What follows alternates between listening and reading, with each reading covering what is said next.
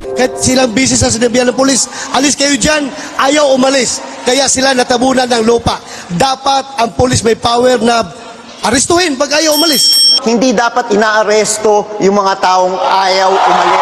Kung kinakailangan ng pulis na mang-aresto para masave ang buhay nila, gawin natin yan! Sir, ang sinasabi ko... Pawayaan mo! Oh, huwag mong aristuhin. Iwan mo dyan. Nalibing yan sa landslide. Useless ka na pagka-pulis. Okay. Mga mangingisda sa Masinloc, hindi na sila nakakapagpangisda doon. Wala na. Kinuha na nila at pinamigay ng ating pamahalaan.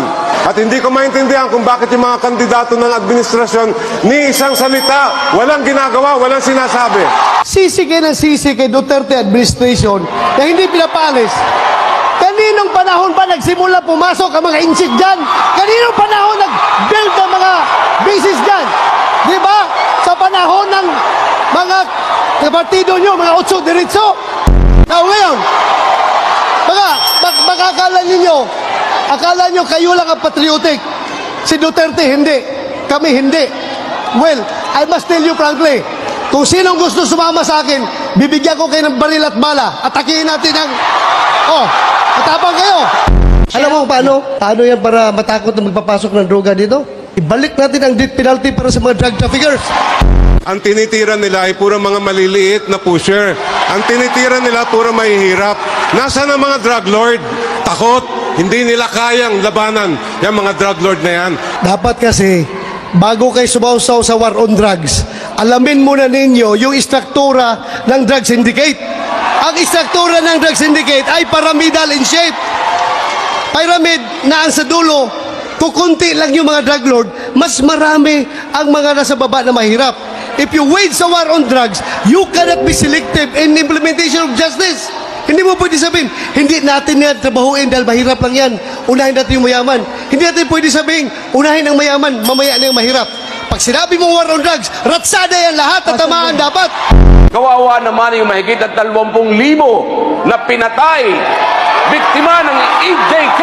Tawa lang kayo doon sa mga nangamatay na puser. Hindi ninyo titindan kung ilan ang mga nagiging biktima nito, mga puser na ito, mga inosente, mga bata, mga ni-rape, mga bata na pinatay. Hindi nyo binibilang. Doon lang kayo nakabilang sa mga masasama na namamatay. Before makisawsaw ka, sir, sa war on drugs, sawsawan mo muna yung strengthening the pillars of justice system. Hindi tayo mag-war on drugs na walang patayan. Anong klase pag-iisip yan? Gusto mo ikaw lang mamamatay? Hindi mo dipinsan sarili mo? Magpapabaril ka na sa mga adik? Nasaan na tayo ngayon kung hindi nag-launch si President Duterte ng war on drugs?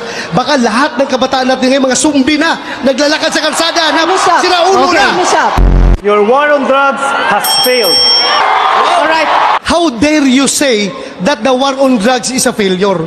Paano mo ngayon sasagutin yung survey ng SWS na nagsasabi na 66.66% of Filipinos believe that the number of drug addicts in their area has gone down? Paano mo yung masasabi? We are now at the crossroads on making the right decision. Kung kaninong buhay ang dapat natin isasalba. Ito bang buhay na isang konbiktadong Chinese drug lord o buhay ng libong-libong kabataang Pilipino na nasisira kinabukasan dahil sa illegal na droga? Mismong siya, si President Duterte, ay umamin na pumatay siya ng tao. Kaya kailangan siyang kasuhan. Maging si Senator Bato ay dapat kasuhan. Gigil na gigil kang kasuhan si Pangulong Duterte at ako ng mga kaso na hindi mo kami maliling. Kumusta na po yung conviction mo sa kasong child trafficking? Ano na po nangyari? Bakit andyan ka pa? Hindi ka pa nakulong?